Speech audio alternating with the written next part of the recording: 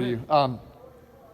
If you could change one rule in wrestling, what would it be? God, you put me on the spot.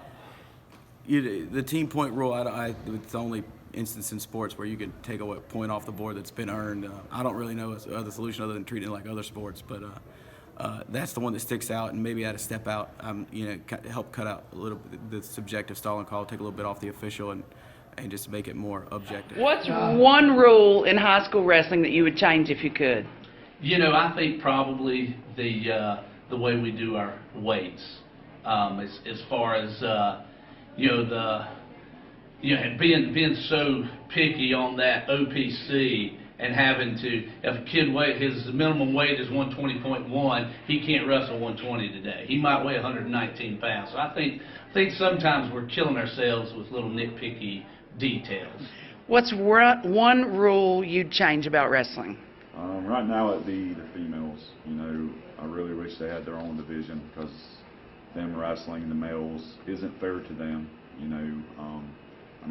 Some of them don't care, but I know on my team I have females that don't want to wrestle the boys. They just would like to wrestle females. So I'd really like to see that. If you could change one rule about high school wrestling, what would it be? Well, I got to kind of narrow it down to two. One is just the silly headgear crossing your straps rule. Headgear are meant to fit your head. That's the way they work. And I wish we could, cross them up and get them to fit tighter. The other has to do with the weight loss plan. When the 2-pound allowance comes in, I wish that if a kid's eligible to make 107, but was never eligible to make 106, why not let him wrestle 108? If he's eligible for that 2-pound allowance, I think that would be. If there was one rule in wrestling that you could change, what would it be? Right now, I would change the fact that trapped arm lifts are allowed but potentially dangerous. I think that needs to be an illegal hold, and I believe that anything that can make our sport safer is good for wrestling. If there was one rule in wrestling you could change, what would it be? The whirly bird.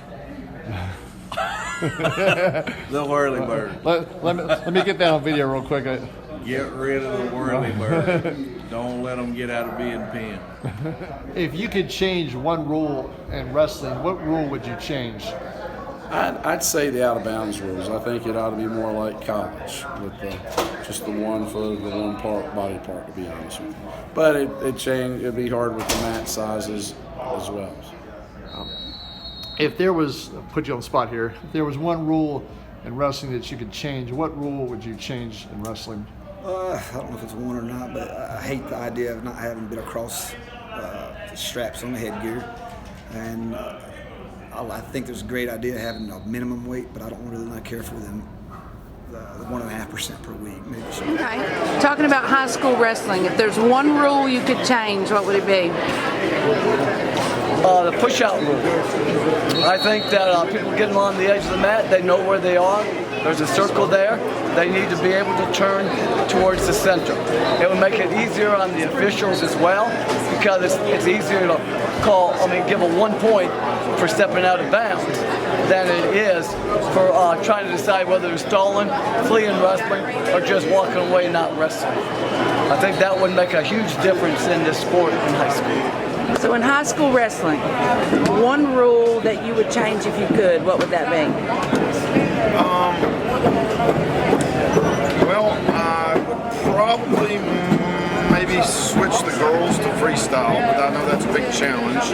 I would probably want to see some kind of not a push-out rule completely, but I like the direction that the flea and the mat calls are going, where if the kid's running out of bounds, it's a point for the other guy. Basically, it's sort of a push-out rule, but anything like that where we get a little closer to freestyle and folk style coming together makes it easier for the kids to make the transition in the off season, and so I think that's good. I think it helps them understand the Olympic styles better. So I think that's what I would go for. You're out of the high school coaching game, but at this level, if you could change one rule in wrestling, what rule would you change? I would love to see them use the college rules for out of bounds. I think that would really, help the officials out and keep the matches going and just the action going. I think it would make a tremendous, benefit to high school wrestling. If any rule, what one rule would you possibly change in the sport of wrestling? I wish that high schools would go to the college out of bounds rule. Great. Possibly, what one rule would you change or like to see changed or review on or anything like that? Well, probably the biggest rule that I would like to see changed is something about the way the weight loss plan happens. I think that's a burden on the kids. It makes them keep their weight down all the time. And I'm not one that they need to cut a whole lot of weight. But I think a lot of times I might need to move this kid up a weight class for the good of the team, but I can't bring him back down, so then you put him at a disadvantage of wrestling at a little bit lower weight to be able to do that. Yeah, one of those is dealing with rules infractions, so what would you change if you could? Not to piggyback on Coach Yarbrough, but definitely I would love for the state of North Carolina to make a clarity with the officials on the out of bounds rule. Would be a big thing for me. If you could change one rule at the college level or just in general, what rule would you change in wrestling? Maybe it's a little. You put me on the spot there, really, about that one. Not really necessarily change. I mean, you can't. It all depends on the referee, but I like to see more consistency. With me being allowed to come over, I'm not necessarily questioning a call, but I like to go over and ask for a clarification of a call. I'm not trying to argue it, but if you have to explain to me and can explain to me how you made the call, I'm not gonna be worried about it. But for me to come over there and ask how something's called and still to get a bench warning for judgment misconduct doesn't necessarily sit with me.